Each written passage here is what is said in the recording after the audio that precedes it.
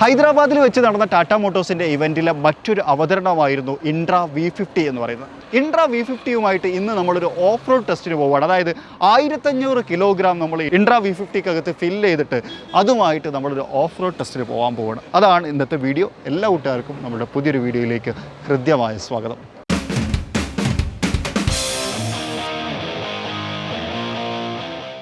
അപ്പോൾ ഇതാണ് intra V50. അപ്പോൾ നമുക്ക് ആദ്യം ഇൻട്രാ V50നെ ഒന്ന് വിശദമായിട്ട് പരിചയപ്പെടാം. ഞാൻ നേരത്തെ പറഞ്ഞതുപോലെ തന്നെ ഇൻട്രാ സീരീസിലെ ഏറ്റവും പുതിയ ഒരു അവതാരമാണ് ഇൻട്രാ V50 എന്ന് പറയുന്നത്. അതോടൊപ്പം തന്നെ ഇൻട്രാ സീരീസിലെ ബിഗ്ഗസ്റ്റ് മെമ്പർ കൂടിയാണ് Intra pickup. Intra pickup light commercial വെഹിക്കിളാണ്. ഇൻട്രാ പിക്കപ്പ് എന്ന് പറയുന്ന ഒരു ബാഡ്ജിങ് നമുക്കിവിടെ കാണാം. അതുപോലെ നമ്മുടെ കൊളിഷൻ പാർസും കാര്യങ്ങളൊക്കെ ഇന്ത്യയിൽ കൊടുത്തിട്ടുണ്ട്. അപ്പോൾ തന്നെ V50 AC എന്ന് പറയുന്ന ഒരു ബാഡ്ജിങ് നമുക്കിവിടെ കാണാൻ കഴിയും. AC പുതിയ യുഗത്തിൽ ആവശ്യമാണല്ലേ, കാരണം എന്ന് വെച്ച് കഴിഞ്ഞാൽ ഒരു കൊമേഴ്ഷ്യൽ വെഹിക്കിൾ ആണെങ്കിൽ പോലും നമ്മൾ കുറച്ചൊരു കംഫർട്ടോടുകൂടി യാത്ര ചെയ്യണം എന്നുള്ളൊരു സിറ്റുവേഷനിലേക്ക് എത്തി തുടങ്ങിയിട്ടുണ്ട്. അതുകൊണ്ട് തന്നെ കൊമേഴ്ഷ്യൽ വെഹിക്കിൾ ഉപയോഗിക്കുന്ന ട്രിപ്പുമായിട്ട് ദീർഘദൂര യാത്രകൾ പോയിക്കൊണ്ടിരിക്കുന്ന ആളുകൾക്കൊക്കെ ഒരു AC നല്ലതാണ് എന്നുള്ളൊരു അഭിപ്രായം എനിക്കുണ്ട്. അതുപോലെ തന്നെ ടാറ്റ മോട്ടോഴ്സിൻ്റെ ബാഡ്ജിങ് നമുക്കിവിടെ കാണാം. ഇവിടെ നമുക്ക് ഗ്രില്ലിൻ്റെ ഭാഗം താഴ്ഭാഗത്തേക്ക് കഴിഞ്ഞ് കഴിഞ്ഞാൽ ബമ്പർ, അതിനകത്ത് എയർ ഡാം യൂണിറ്റുകൾ. അപ്പോൾ നമ്മുടെ ഈ ഒരു സ്ട്രാപ്പില്ലേ ഫ്രണ്ടിൽ കൊടുത്തില്ല, ഇതെന്ന് വെച്ച് കഴിഞ്ഞാൽ ഇത്രയും വലിയൊരു വാഹനത്തിന് നിർബന്ധമായിട്ട് കൊടുക്കണം എന്നുള്ളൊരു ഗവൺമെൻറ് റെഗുലേഷൻ ഉണ്ട്, അതിൻ്റെ ഭാഗമായിട്ട് കൊടുത്തിട്ടുള്ളതാണ്. അതുപോലെ തന്നെ ഫോഗ് ലാമ്പ് ഹൗസിംഗ് അവിടെ കൊടുത്തിട്ടുണ്ട്. നമുക്ക് വേണമെങ്കിൽ വെക്കാമെന്നാണ് കമ്പനി പറയുന്നത് തോന്നുന്നു. അതുപോലെ തന്നെ ഹെഡ് ലാമ്പ് യൂണിറ്റുകൾ ഹാലജൻ യൂണിറ്റ് ആയിട്ടാണ് ക്രമീകരിച്ചത്, തുടങ്ങിയിട്ടുള്ള കാര്യങ്ങളാണ്.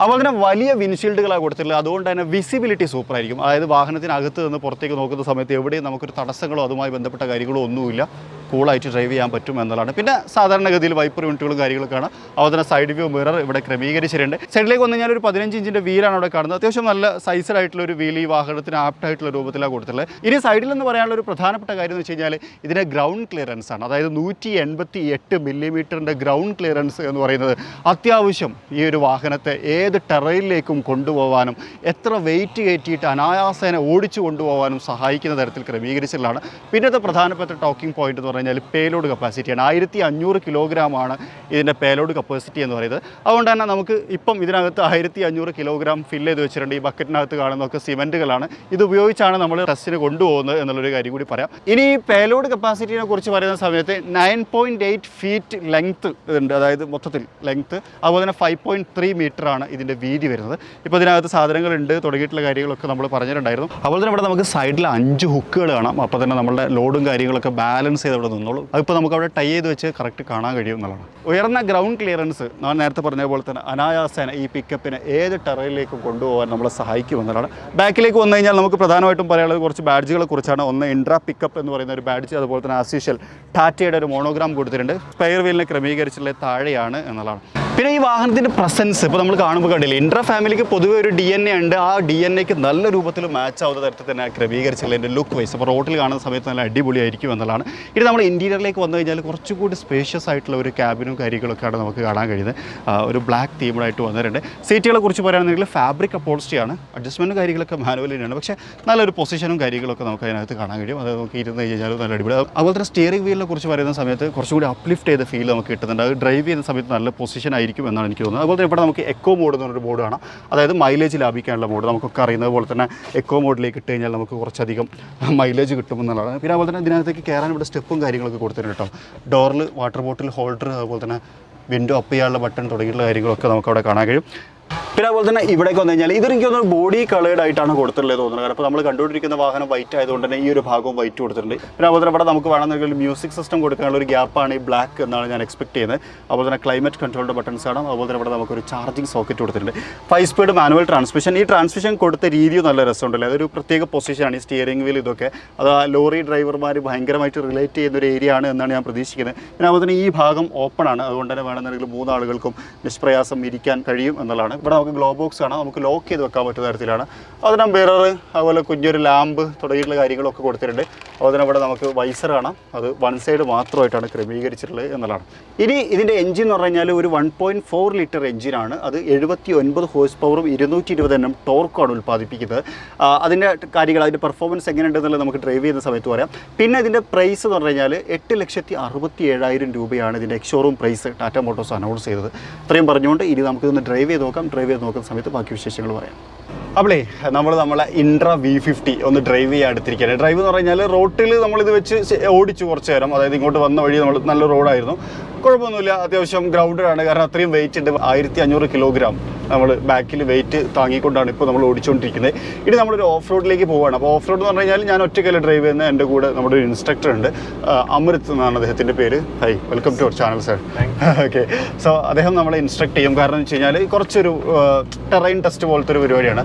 അപ്പോൾ എന്തൊക്കെ കാര്യങ്ങളാണ് ഇവിടെ സംഭവിക്കുന്നത് എന്നുള്ളതാണ് നമ്മൾ പ്രധാനമായിട്ടും എക്സ്പ്ലെയിൻ ചെയ്യുന്നത്. അതുപോലെ തന്നെ ഇതിൻ്റെ ഗ്രൗണ്ട് ക്ലിയറൻസ്, അതായത് 180 mm ഗ്രൗണ്ട് ക്ലിയറൻസ് വർത്തിയാണോ, അതുപോലെ തന്നെ ബ്രേക്കിംഗ്, അതുപോലെ തന്നെ മാനുവറബിലിറ്റി, അതുപോലെ ഓഫ് റോഡ് കപ്പാസിറ്റി, പിന്നെ അതുപോലെ തന്നെ 220 Nm ടോർക്കിൻ്റെ എഫക്റ്റ് നമുക്ക് എത്രമാത്രം കിട്ടുന്നു എന്നിട്ടുള്ള കാര്യങ്ങളൊക്കെയാണ് നമ്മൾ പ്രധാനമായിട്ടും ഇന്നത്തെ വീഡിയോയിലൂടെ ടെസ്റ്റ് ചെയ്യാൻ പോകുന്നത്. അവിടെ ഫസ്റ്റ് നമ്മൾ ട്രൈ ചെയ്യാൻ പോകുന്നത് വെച്ച് കഴിഞ്ഞാൽ അവിടെ കുറച്ച് ബാരിക്കേഡ് വെച്ചിട്ടുണ്ട്, അതിൻ്റെ ഇടയിലൂടെ ഒടിച്ചെടുക്കുക എന്നുള്ളതാണ്. അപ്പോൾ നമ്മൾ പ്രധാനമായിട്ടും ടെസ്റ്റ് ചെയ്യാൻ പോകുന്നത് സിറ്റി ഡ്രൈവിൽ, അതുപോലെ ട്രാഫിക്കിനിടയിൽ ലോഡും വെച്ചുകൊണ്ട് നമുക്ക് എങ്ങനെ ഡ്രൈവ് ചെയ്തെടുക്കാൻ പറ്റും, അതുപോലെ തന്നെ ആ സമയത്ത് ഒരു സ്റ്റിയറിംഗ് വീൽ എങ്ങനെയാണ് തുടങ്ങിയിട്ടുള്ളത്. ഒരു ഹൈഡ്രോളിക് സ്റ്റിയറിംഗ് വീലാണ്. അപ്പോൾ അതിൻ്റെ ഒരു ബെനിഫിറ്റ് എന്തായാലും നമുക്ക് കിട്ടുന്നുണ്ടായിരിക്കും എന്നുള്ളതാണ്. AC ഒക്കെ ഇട്ടിരിക്കാൻ നല്ല സുഖം കിട്ടും. ശരിക്കും പറഞ്ഞു കഴിഞ്ഞാൽ നല്ല പുറത്ത് നല്ല ചൂടാണ്, AC-ൻ്റെ കൂടെ തന്നെയാണല്ലോ. അപ്പോൾ ഒരു ലോഡ് വെഹിക്കിൾ ഒരു AC ഉണ്ടാവുന്നത് നല്ലല്ലേ. ദൂരം യാത്ര പോകുന്ന സമയത്ത് ഇപ്പം ഏറിയ ആയിട്ടുള്ള ഒരു സ്പേഷ്യസ് ഒക്കെ ആവുന്ന സമയത്ത് ദീർഘദൂരം യാത്ര ചെയ്യുമ്പോൾ ടയേർഡ് ആവാതിരിക്കാനുള്ള ഒരു അഡ്വാൻറ്റേജ് ആയിട്ട് നമുക്ക് അതിനെടുക്കാം. നമ്മൾ പോവാണ്.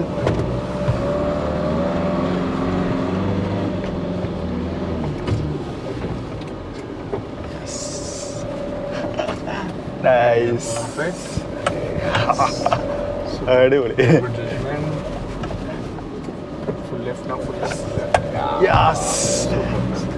അടിപൊളി. Thank you. ഓക്കെ, വണ്ടി നല്ല വെയിറ്റ് ഉണ്ട്, അതുകൊണ്ട് തന്നെ സ്റ്റിയറിംഗ് വീൽ നമുക്ക് പിന്നെ കുറച്ച് വലിയൊരു സ്റ്റിയറിംഗ് വീലാണ്. അപ്പോൾ നമ്മൾ ആ ലോറി ഓടിക്കുന്ന ആ ഒരു ഫീല് ശരിക്കും നമുക്ക് കിട്ടിയതായിരുന്നു. പക്ഷേ സ്മൂത്താണ്, ഭയങ്കര കൂളാണ്, നമുക്ക് നല്ല അടിപൊളിയായിട്ട് ചെയ്യാൻ കഴിയും. എളുപ്പമാണ്, അതായത് വലിയ എഫേർട്ട് എടുക്കേണ്ട ആവശ്യമൊന്നുമില്ല. അതായത് മസിൽ പിടിച്ച് തിരിക്കേണ്ട ഒരു സിറ്റുവേഷൻ ഒന്നും വന്നില്ല. 1500 കിലോ ബാക്കിലുണ്ടെന്നുള്ള ഓർക്കുക. അതുകൊണ്ട് തന്നെ ഭയങ്കര എഫേർട്ടൊന്നും എനിക്ക് ഫീൽ ചെയ്തിട്ടില്ല കേട്ടോ. ഇനി നമ്മൾ ചെയ്യാൻ പോകുന്നത് വെച്ച് കഴിഞ്ഞാൽ സ്പീഡിൽ പോയിട്ട് ബ്രേക്ക് ചെയ്യണം. അപ്പോൾ രണ്ട് കാര്യങ്ങളാണ് ടെസ്റ്റ് ചെയ്യുന്നത്. ഒന്ന് ആക്സലറേഷൻ, രണ്ടാമത്തെ വെച്ച് കഴിഞ്ഞാൽ ബ്രേക്കിംഗ്. ഓക്കെ, ആദ്യം നമ്മൾ ചെയ്യുന്ന എക്കോ മോഡിലാണ്. ആ സമയത്തുള്ള നോക്കാം. റെഡി?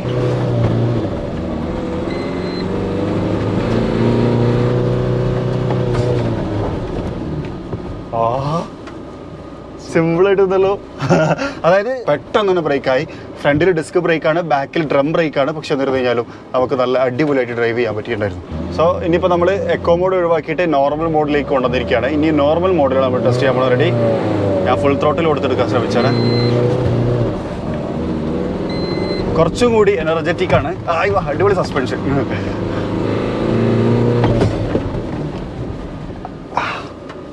റോഡ് കുറച്ച് ബമ്പി ആയിരുന്നു, അതുകൊണ്ട് തന്നെ കുറച്ച് നേരം ഒന്നും ഇങ്ങനെ ആയി. പക്ഷേ എന്നിരുന്നു കഴിഞ്ഞാലും ബ്രേക്കിംഗ് സ്മൂത്ത് തന്നെയാണ്. പക്ഷേ എക്കോ മോഡിൽ കുറച്ചൊന്ന് പതിഞ്ഞ പോലെ ഫീൽ ചെയ്തു. ഇതിലേക്ക് വന്ന സമയത്ത് കുറച്ചും കൂടി ഒരു എനർജറ്റിക് ഫീൽ ഉണ്ടായിരുന്നു. അപ്പോൾ എക്കോ മോഡ് എന്ന് പറഞ്ഞാൽ സ്വാഭാവികമായിട്ടും ഇതിന് വേണ്ടിയിട്ടാണ്, അതായത് എന്തിന് മൈലേജ് കൂട്ടുക എന്നുള്ളൊരു ഉദ്ദേശത്തിൻ്റെ പുറത്താണ്. അപ്പോൾ അതിന് റിലീസ് ചെയ്യുന്ന സമയത്ത് കുറച്ചും കൂടി വണ്ടി എനർജറ്റിക് ആയിരിക്കും, കുറച്ചും കൂടി നമുക്ക് ആ ഒരു ത്രോട്ടിലും കാര്യങ്ങളൊക്കെ എനർജറ്റിക് ആയിട്ട് ഫീൽ ചെയ്തിട്ടുണ്ടായിരുന്നു. ഇനി നമ്മൾ ചെയ്യാൻ പോകുന്നത് വെച്ച് കഴിഞ്ഞാൽ ഒരു ടെറൈൻ, അതായത് കല്ലും മുള്ളും നിറഞ്ഞ പാത എന്നൊക്കെ പറയില്ല, അതേപോലത്തെ അങ്ങനത്തെ ഒരു ഏരിയയിലൂടെ കയറാൻ പോവുകയാണ്. അതായത് ഒരു ബെഡ് അങ്ങനെ സെറ്റ് ചെയ്തേക്കുന്നതാണ്. അപ്പോൾ അതിലേക്ക് പോകുന്ന സമയത്ത് നമ്മൾ ചെക്ക് ചെയ്ത കാര്യങ്ങൾ എന്തൊക്കെയാണെന്ന് വെച്ച് കഴിഞ്ഞാൽ, ഒന്ന് പ്രധാനമായിട്ടും നമ്മൾ ചെക്ക് ചെയ്യുന്നൊരു കാര്യം എന്ന് വെച്ച് കഴിഞ്ഞാൽ സസ്പെൻഷനാണ്. ഇതിനകത്ത് ലീഫ് സസ്പെൻഷനാണ്.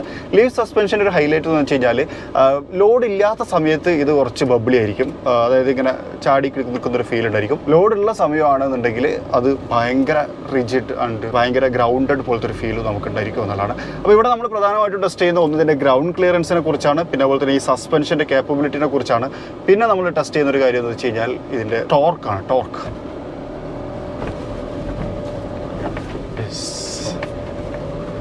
അടിപൊളി, കുഴപ്പമൊന്നുമില്ല കേട്ടോ. നൈസ്, സിമ്പിളായിട്ട് നമ്മൾ അതായത് സസ്പെൻഷൻ നമുക്ക് നല്ല സപ്പോർട്ട് തരുന്നുണ്ട്. കാരണം ആ റോഡിൻ്റെ അവസ്ഥ കണ്ടാൽ നിങ്ങൾക്കറിയാം, ഭയങ്കര കഴമുഴകളാണ്, കല്ലുകൾ ഇങ്ങനെ തെറിച്ച് നിൽക്കുന്നൊരു ഫീലുണ്ട്. പക്ഷേ എന്നിരുന്നു കഴിഞ്ഞാലും നല്ല ഗ്രൗണ്ടഡ്, അതായത് നല്ല ഒരു ഫീൽ ഗുഡോട് കൂടിയിട്ട് നമുക്ക് അതിലൂടെ ട്രാവൽ ചെയ്ത് വരാൻ കഴിയും. സസ്പെൻഷൻ സൂപ്പറാണ്. പിന്നെ അതുപോലെ തന്നെ ഉയർന്ന ഗ്രൗണ്ട് ക്ലിയറൻസ് ആയതുകൊണ്ട് തന്നെയാണ് അതിലേക്ക് കയറാൻ പറ്റുന്നത്. അതുപോലെ തന്നെ വീൽ സൈസ് 15 ഇഞ്ച് വീലിൻ്റെ ഒരു അഡ്വാൻറ്റേജും ശരിക്കും നമുക്കുണ്ട്. അപ്പോൾ അതൊക്കെ ശരിക്കും പറഞ്ഞാൽ ഇത് എടുക്കാൻ ഉദ്ദേശിക്കുന്ന ഒരു ഓണറിനെ സംബന്ധിച്ചിടത്തോളം അഡ്വാൻറ്റേജ് ആയിട്ടുള്ള കാര്യങ്ങളാണ്. 1500 കിലോഗ്രാം കൊണ്ടുപോവാം, ഏത് ടെറയിലേക്കും കൊണ്ടുപോവാം, അതൊക്കെയാണ് ഇപ്പോൾ നമ്മൾ പ്രൂവ് ചെയ്തുകൊണ്ടിരിക്കുന്നത്. ഇനി നമ്മൾ ചെയ്യാൻ പോകുന്നത് വെച്ച് കഴിഞ്ഞാൽ ആ ഒരു കയറ്റം കയറാൻ പോവാണ് ഇത് ലോഡ് ഉപയോഗിച്ചിട്ട്. റെഡി? 1 2 3 സ്റ്റാർട്ട്.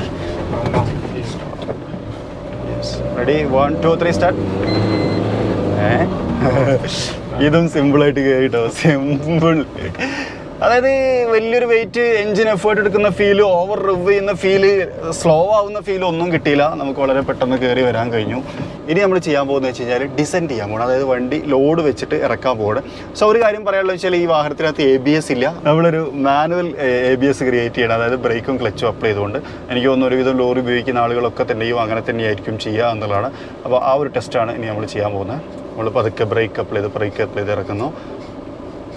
1500 കിലോഗ്രാം ബാക്കിൽ നിന്ന് നമ്മൾ പുഷ് ചെയ്യുന്നുണ്ട്.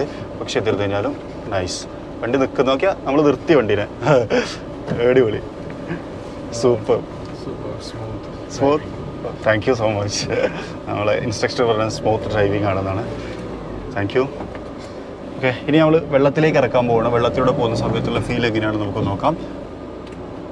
യെസ്, എത്രമാത്രം ഇറങ്ങുന്നുണ്ടെന്ന് നിങ്ങൾക്ക് കാണാൻ പറ്റുന്നുണ്ടാവും.